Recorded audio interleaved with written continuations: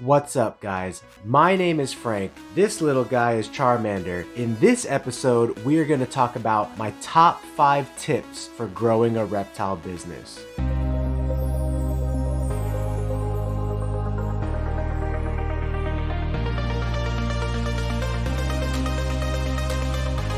Okay, tip number 1, have a friend.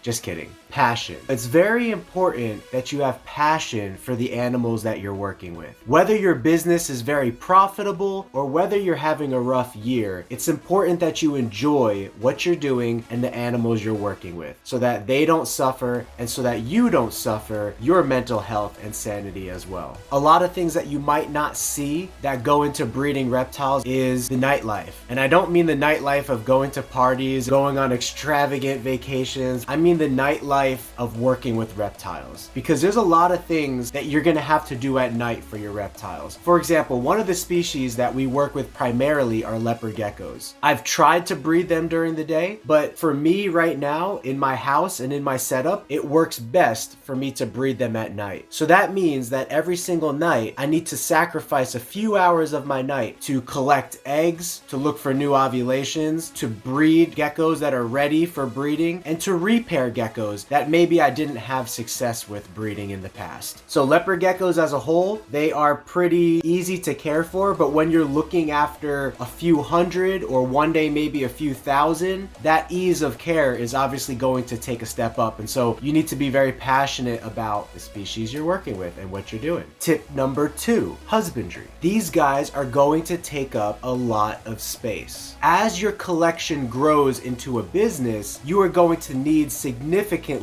more amounts of space to house all of the animals that you are going to be breeding for the business. We are growing out of my house. My house has 4 bedrooms, and I can tell you out of those 4 bedrooms, 3 of the bedrooms are completely taken up by the reptiles. Part of our living room is taken up by brumating tegus. We have one whole guest bathroom that is completely dedicated pretty much to just reptile husbandry and cleaning and care. And we also have about half of our backyard that has outdoor caging for tegus, sailfin dragons, iguanas that are to come in the future. Space is definitely something that you're going to need to go along with this hobby, turning it into a business. Tip number 3, safety. It's going to be very important that whatever species you work with, you make sure that you have a safe environment for yourself, your family, your friends, as well as the animals. As you can see here, each one of these leopard geckos are housed in their own individual housing so that pretty much we can monitor which geckos need to be separated from other geckos. Now we pretty much keep our leopard geckos here separated year round. Some people cohabitate, but that's just for this specific species. There are many different other species that will need safety locks, heavy duty caging to make sure that your children, your dog, your cat, other reptiles, yourself, to make sure that you guys aren't caught off guard and hurt by those very specific animals that you're working with. These guys, not too dangerous. We still like to keep them in individual housing so that they're not getting aggressive towards each other. One other note that I want to make on this topic: if you breed insects, and sometimes even if you work with leopard geckos, you are definitely going to want to start to wear a mask, an N95 mask or a P95 mask or greater. That N and that P and that specific number 95 just means the amount of particles that it actually filters out and the type of particles that it filters out. So you'll need to do a little bit of research on what species you're working with and the particles that you need filtered out. But if you go with an N or a P, 95 or 100 mask, you will be okay for working with most general species of reptiles that we have and insects. This will protect your lungs from small particles that could potentially cause cancerous growths later on in your life, asthma, other lung diseases that I'm unfamiliar with. It's just bad to have the feces and the dust and the shedding of the insects and the reptiles sitting inside of your lungs. I mean, I think you can imagine that that is not good.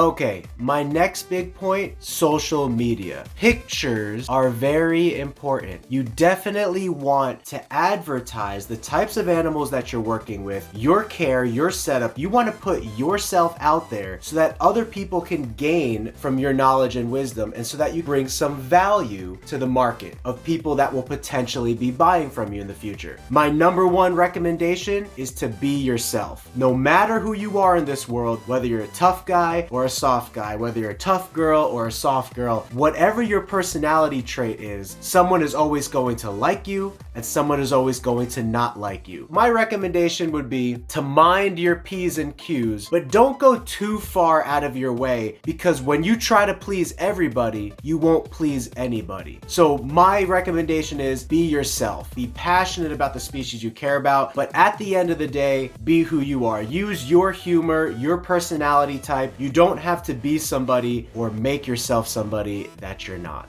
And the gecko's talking a little bit, and I think he peed on me a little. He did. See? He's being himself.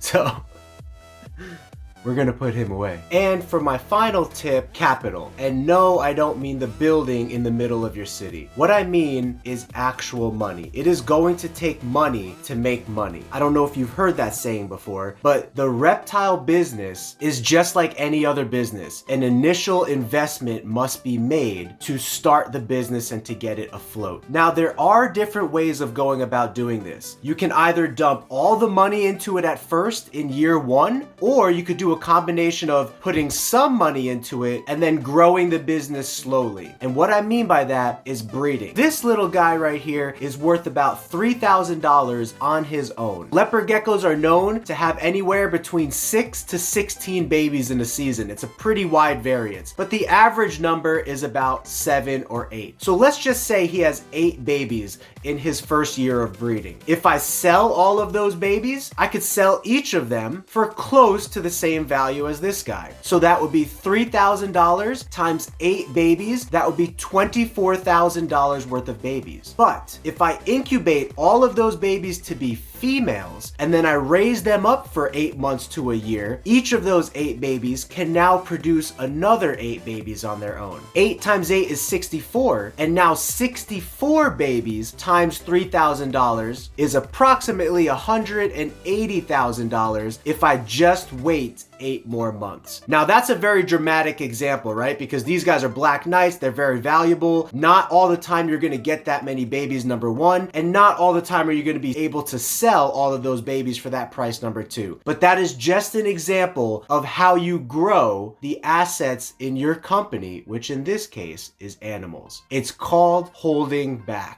So in any reptile business, there's always going to need to be a balance of selling animals and holding back animals. And if you're trying to grow the business more slowly over time, you're gonna wanna hold everything back. But if you got money to dump into it every year, if you could just purchase new breeders and you don't need to grow organically like that, then you could sell everything every year and then purchase the new animals you need to enter into the next breeding season. But if you're like us and you're limited on funds, then what you're gonna wanna do is hold back the majority of your animals until you have a collection that is so big that you could sell the majority of your babies every single year. Alright guys, I hope that video makes sense to you. I tried to put together some quick 5 tips on some of the things that I've put into practice for our business over here, Geeky Gecko Creations. We will do more in-depth videos in the future about taxes, accounting, data tracking, inventory tracking, asset tracking, all of that kind of stuff. But for now, I just kind of wanted to get your beak wet with entry-level tips to focus on. So I hope this video helped. Comment below any questions you have or message me personally with those questions and we will get those answered for you. Regardless of where you are and what time it is, have a Geeky Gecko great day and we'll see you next time.